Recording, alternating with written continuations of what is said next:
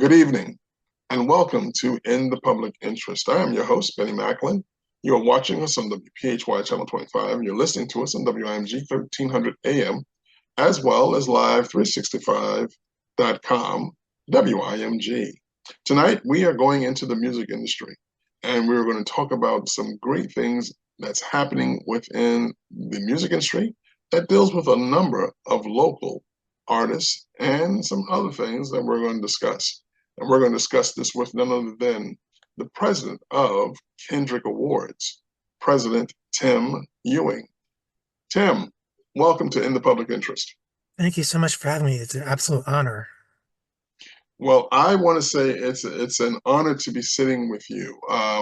I've heard a number of things about the Kendrick Awards over the years, but I think it's important for our listeners to know and get this information out because there's so many great things that are in the gospel and the Christian world and how we are celebrated. And you're doing some great things on that level. But before we get into that, I want our listeners to know about who is this Tim Ewing person. So if you can, just share a little bit about how this all started for you, Tim.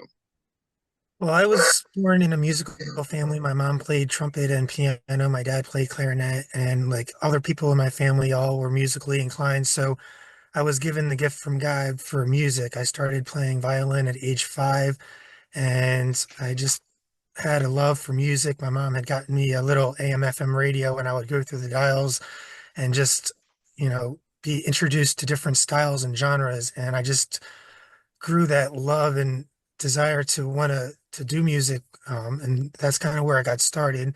God also had given me a gift for just recognizing like talent in terms of musical. When I would hear something, I could know if somebody had like a special gift musically, like if they were like a singer or if they were a musician that could play, like I could recognize if they had something exceptional, and that was something that God had given me from an early age.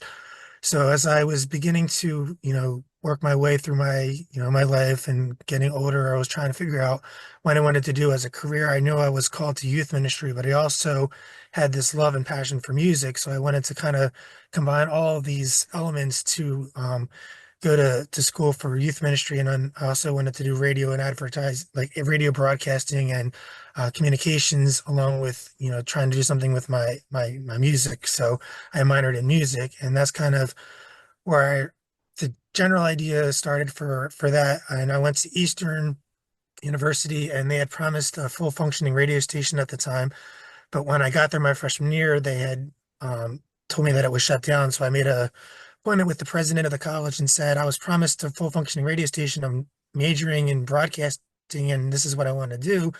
What are you going to do about this? Because, we need something, functional in order for me to fulfill my course requirements and whatnot.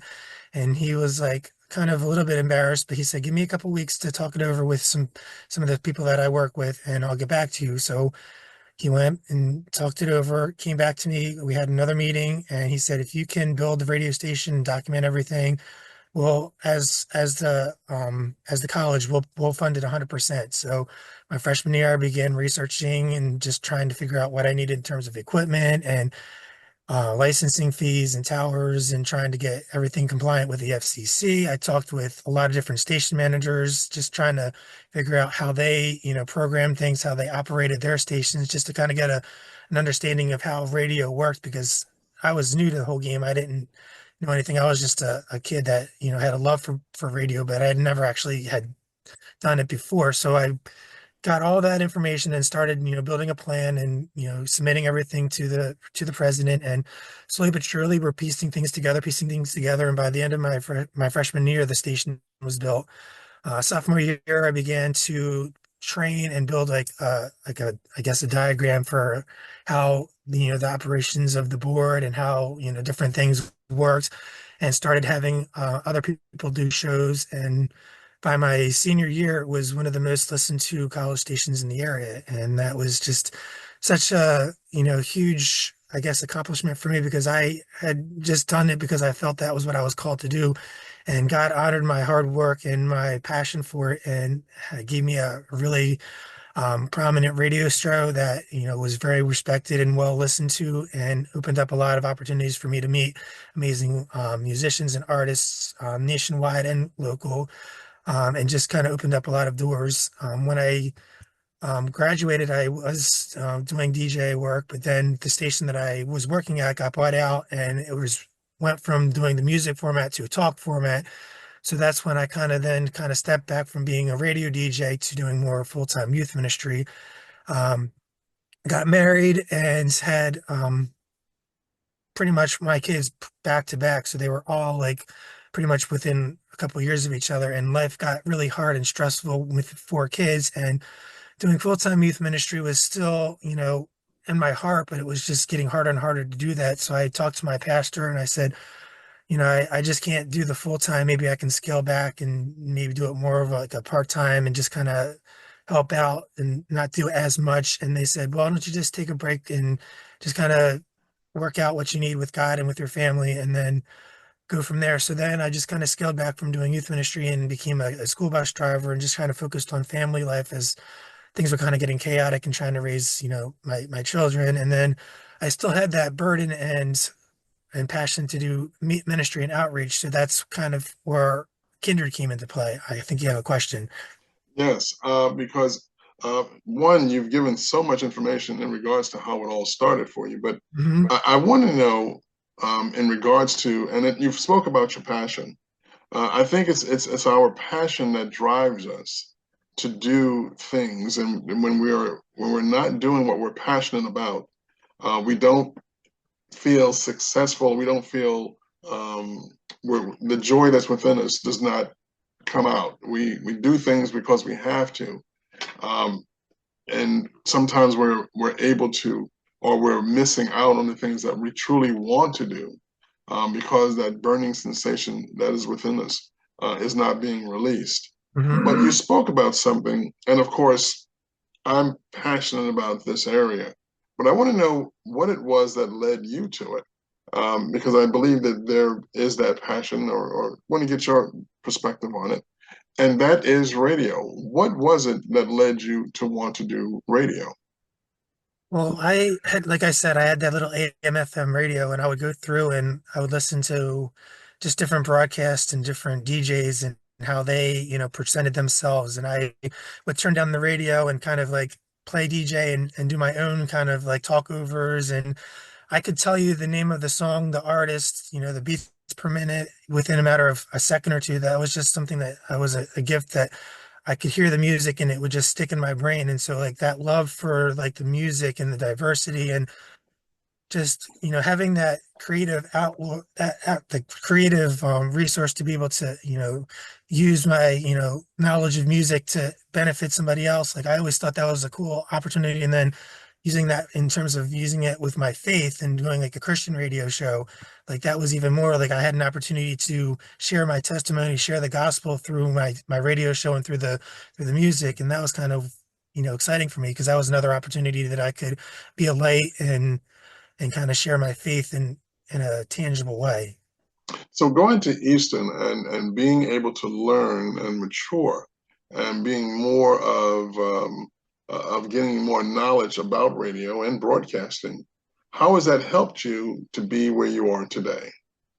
I mean, it's given me a lot of confidence because when you're, trying to make your way through and figure out life, like when you have opportunities like that to experiment and to just kind of do different things to kind of figure out where your place is, like they give me so many opportunities to just, trial and error and explore and to just do whatever they trusted me and they gave me that green light that they saw that passion in me and they saw that I was taking it seriously, so they gave me a green light to to pretty much run with all my ideas, and that was so helpful because I was able to learn all the different areas from being a station manager to doing like behind the scenes stuff to actually being on air to connecting with other stations and doing promos and doing interaction with record labels to get music in. And it was just so many different things that, when I was trying to build it, like nobody else was doing it. So somebody had to do it. And so I just ended up being that person and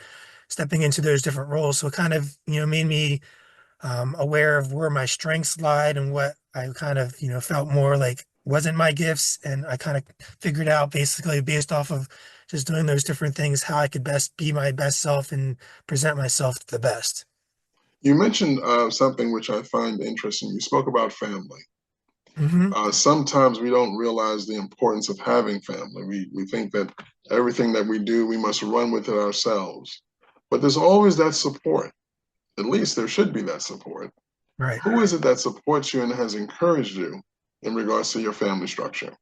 Well, my mom and my dad have always been my biggest supporters. They always encouraged me to follow my heart and follow my dreams and to follow my calling from God. Like they both knew, just like I did at a young age, like that I was called to do ministry. And so they always tried to present, me opportunities to be in church and to grow in my faith and to learn and to develop all the skills that I needed to be able to be equipped to do youth ministry and to be, you know, in front of, people and leading and giving me the confidence to do public speaking and like whatever I needed, they were always there to support me and to guide me and give me advice and encouragement. So like they've been my rocks ever since, I can remember. And that's something that I'm so grateful for that they had, a strong faith and they were able to bring me up in the Lord.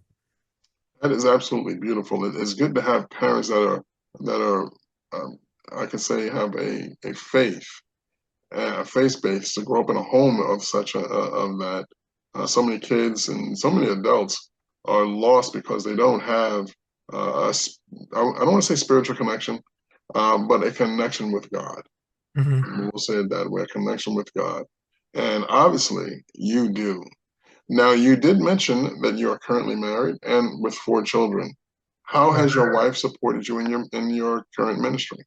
Well, it was hard because the kids are from a previous marriage, and then unfortunately things got crazy. She decided she wanted to have extramarital affairs, and I tried to work on it, and just we weren't seeing eye to eye. She was either we're polyamorous or we're done, and she threw divorce papers at me, and it was just an ugly ordeal that took a lot of time to process and to heal from. And it was a lot of manipulation and lies and half truths that came out after the fact that, when you're in this situation, you don't always see until, after the fact. So it took me a long time to put myself out there again. And I really didn't think that I would ever meet anybody. And then I came across my new wife, and it's just been like night and day. And she's just been so supportive, and she sees, the vision, and she sees my heart, and she just sees everything that I'm doing. And she's like, anything I can do to help. And it's just been so amazing to have her,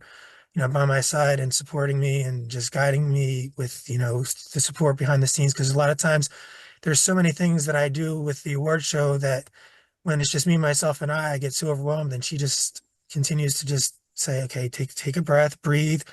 We can do this together. We'll get it done. We have time. And it's just that constant encouragement. And I can't thank, God enough for providing me the opportunity to meet her and for us to be able to connect in the way that we did. God is good. God will bring those to help nurture, to help bring forth a vision. And sometimes we think they have the right one, and there are times where we realize as we go through that that one is definitely not the right one. But God will provide when we take a moment, and He will bring forth the right one for you. And I thank God that He's done that for you, Mr. Ewing. It is absolutely a joy because it has helped you develop um, in more ways than one. God gave you a vision on something. We're going to talk about that in the second half. But I want our listeners to know that they're listening to us on WIMG 1300 AM, 1300 AM, that is, and also WPHY, Channel 25, as well as listening to us online at live365.com, WIMG. We're sitting with none other than the president of Kendrick Awards, Mr. Tim Ewing. Once again, Mr. Ewing, thank you for joining us here on In the Public Interest. Absolutely. Now, we spoke about so many great things and where that has led you to this point of your life. God gave you a vision, Hmm. and you have one. You've done things in radio. You even built a broadcasting station, at your college. And now he has given you a vision to do things with great artists, local artists, and so forth. I want to talk about that vision. And you started with the Kendrick Awards. What was the base of the vision that brought forth the Kendrick Awards? Well, before the Kindred Awards, it was considered Kindred Concert and Outreach Ministries. That was what I was doing because I was, like I said, I was a youth director for over a decade. And then as I kind of stepped back from that, I still felt called to youth ministry, but on a different way. And that's when I kind of prayed to God and said, how can I still reach the youth without, burning myself out day in and day out in the church and trying to all these things? And that's when Kindred was, kind of brought into my heart. And what I would do is I would just partner with local musicians in the area, and we would go into local parks, we would go into college campuses, we would go into schools, we would go anywhere that we had an opportunity. We would just set up and let the music do the talking and draw the people in. And then basically, once the people came, then we had the opportunity to share the gospel and to, be more, interactive in that sort of thing. And um, that opened up doors. I was able to host a monthly series called The Resistance, which was in the Swedesboro School District. They would let us rent out their gym, and then I would invite all the students to come, and we'd have a concert with like two or three artists, and then we'd have maybe like a brief testimony or like a little brief devotional. And it, was such a huge hit. And then we had COVID, and then that kind of shut everything down for a while, but my heart was still for the local artists because I was talking with them, getting to know them on a more personal basis, and they were just feeling like they were alone, that they didn't have a record label backing, they didn't have a lot of support. They were playing for maybe 10, 20 people at a local coffee house. They didn't really have a lot of exposure, and they were just kind of doubting their calling. And so that's when God placed it on my heart, why don't you minister to the local artists that, have just as much talent and have just as much ability, that are equally deserving of spots on the radio as the national artists. They just haven't had their opportunity to yet. And that's kind of where the idea of an award show was placed on my heart by God. And at that time, I'm just like, God, I have no idea how to do an award show. And he was like, well, you did a radio station. You had no idea how to do that. And so I was like, okay, I can't argue with that. And so I began to research again, like I did with the radio, what award shows kind of look like, the major ones, seeing how they format things, how they do the videos, how they do the scripts, how they do the transitions. And based off of that, I kind of made my own version and emailed all the people that I felt would be, deserving of a nomination. I said, if I had an award show, would you attend? And the overwhelming response was,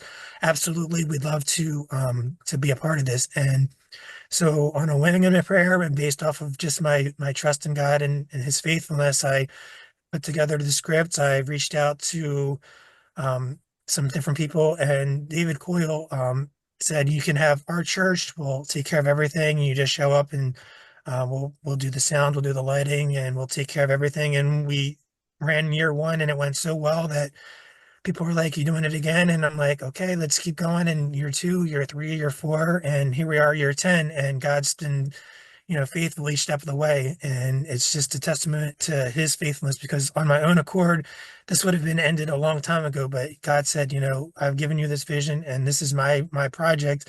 I want to, I'm giving this to you because I trust that you're going to be able to do it to completion and in utmost excellence. So I'm just following his lead for everything and just trying to keep up because it's a lot. It's a very overwhelming when you're trying to put together an award show. When you have a team, even it's a big ordeal. But just me, myself, and I with a handful of helpers every once in a while, it's a lot to deal with. So God has given me the strength, and it's only through Him that this is even possible. It's a beautiful thing. You stated that this is your 10th year of doing this award ceremony. And you've done more things prior to the 10 years than where we are today to lead you to this point. And that's Correct. absolutely a blessing. It shows a test to your endurance, your consistency, because that's key to a lot of great things. And Hmm. I believe it's our endurance, and me personally, our endurance and our consistency and our belief where great things come. We may not see it right now. We may see a little step here and there, but great things come if we just continue to be um, and do due diligence what God has called us to do. And it's obvious that you are doing that, Mr. Ewing. So I commend you for that today. Well, thank you. I appreciate that. Now, I do want to say to our listeners that there are those that need to know more about the Kendrick Awards ceremony and so forth. When is it taking place this year, and where can they find information? It's going to be on June 21st of this year. It's a Saturday, and I've been blessed to have Siloam Baptist Church in Norristown. They're the I don't know if you know Nicole Ray Skinner or not, but she's one of the nominees, and she is one of the youth directors at the church. And she reached out to her church, and they were like, we'd love to have you come be a part, and basically opened up their doors and said, we'll take care of everything just like in year one. You just you bring the people, and we'll take care of the rest. And I was just so grateful for that because last year at the time, around this time, I was still scrambling for a venue. Venues have always been my biggest um, hurdle to try to overcome because as I grow and as the award show continues to get bigger and bigger, the venues obviously need to get bigger and bigger. And I outgrew a lot of the places that I was at. And ultimately, the bigger places wanted more money than I was being donated. So that was the kind of the catch of it all was just trying to find a place that would work with my budget, that would see the vision and just want to open up their doors. And Siloam Baptist was like, let's go. And I was just so grateful for their hospitality and for their willingness to, just say, come and be a blessing in that manner. It is great, again, to hear about this program for our local artists because there are so many great talent, so much great talent. We think about the well-known artists without going into names, and we know what they do. But there are so many that are local within the Delaware, Pennsylvania, New Jersey, New York area that are doing just great things in the gospel as well as the Christian community. And it's great to know that you are doing things to help promote them in more ways than one, to let them know, let the market know, great artists, great singers, great musicians. There is so much talent that is out there, and we should never just lock in those that are seen on the big screen or glorified um, by because of their name. That there are so many others that have the same ability to do what they do. And the way that I look at it, even those national artists started as independent artists. Like they just happened to be discovered by a record label or some talent scout, or they had an opportunity to network with somebody. And that's my hopes with doing the award show is that it would provide a platform for local artists to be seen and heard and to have a voice to kind of fight for those genres and styles that don't necessarily fit into the regular norms of most radio formats and trying to challenge the radio stations to open up their horizons and to be more inclusive of other styles and genres than just the same five or six artists that they kind of play on repeat. So it's kind of a dual challenge to try to provide more opportunities and to foster that unity piece because I want there to be a unity. A lot of times I'll go to an event and I'll be the only white person there. And I feel like in 2025, that shouldn't be. Like we should all be coming together and supporting each other no matter what color we are, no matter what race or background we come from. And we should be supporting each other, even if, it may not be a style that you're familiar with, but just give it a chance before you just say I'm not gonna support this person because they're a rap artist or they're a gospel artist and you love country. Be open-minded to, expanding your musical tastes. And I've had so many people come up to me and say, like, I never knew this genre existed, but because of your award show, now I'm a fan of this person, and I never would have known about this music or been a fan of this music otherwise. And that's encouraging to me because that, as the body of Christ, we all have different gifts, we all have different strengths, and we all have different things that we all bring to the table. And collectively, as a whole, we work together to serve Christ and to share that gospel message through the music and the ministry that we do. And I wanted to, connect everybody together to let you know that, we're all in the same areas. And even though we may be different colors or we may one may sing rap, and one might be a rapper, one might be a worship artist, and one might be, a rock artist, and one might be contemporary. But we all can, we can all bounce out ideas off each other. We can go on tour together. We can network. We can be resources for each other, and we can come together as one to celebrate what God is doing and to kind of give back and to show the community that we are connected and that we're not segregated. Because I believe that, the more that the non-believers see our unity and our connecting together and doing things, together, the more they're going to be interested in what is this all about and how can I be a part.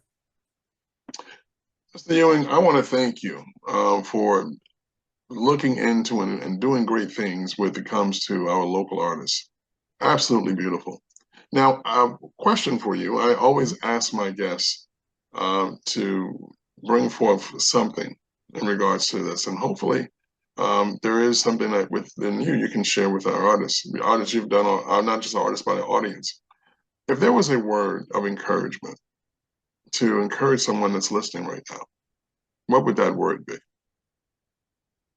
Just never give up on your dreams and don't let somebody tell you that you're not good enough. Because for me, I always struggled as a kid with fitting in and acceptance. And I always doubted myself and my calling and my gifts because people would always say, "Oh, you're not good enough or you're not smart enough."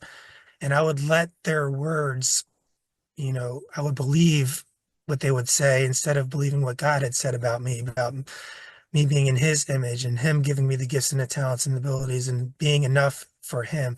Like he would never create me, with things that he didn't feel I was, equipped to do. So if that would be something I can encourage is, always just listen to what God has to say to you and be true to yourself. Like don't compromise, don't sell yourself out to fit in, or don't let other people bring you down. If you feel that you have a gift or if you have a calling, pursue that and don't worry if people are gonna hate on you, then they're just jealous or they just don't understand, and just don't let their negativity affect you and bring you down. Just keep doing what you feel you're called to do and be who you are. Don't ever sell yourself short or sell out. And I tell that to musicians as well. You don't have to sound like Kurt Franklin, or you don't have to sound like the people of the world. God has given you your own unique voice, and God has given you your own unique ability to be yourself. So don't compromise your lyrics, don't compromise your music, don't compromise your message to try to fit into that bubble. God will, take care of everything if you do it the way that, you feel that he's given you that ability. So that's what I would say. Ladies and gentlemen, you have been watching us on WPHY, Channel 25, listening to us on WIMG 1300 AM, as well as live365.com WIMG, as we sat here with the president of Kendrick Awards, Mr. Tim Ewing. Mr. Ewing, once again, I thank you for joining me here on In the Public Interest this evening. I appreciate your time. This has been a wonderful opportunity to sit with you to learn about the Kendrick Awards, learn about your life. And there's still more. I got to have you back on the show, and prayerfully, we could talk more Okay. about the Kendrick Awards and some other things. And if people want to check out the ministry page, it's just kindredministries.us. And it's just kindred like kindred family or kindred soul, or and then ministries like ministries. So kindredministries.us. And that has everything and more that you could ever want to know about the award show, the history, and there's a database of artists from A to Z. So you can, find an artist if you want to bring them to your church, or if you want to book them for an event. It has their contact information, their music pages. So it's a resource that I always, want to, make available so that way people know who's within their area and how they can, utilize their gifts and talents.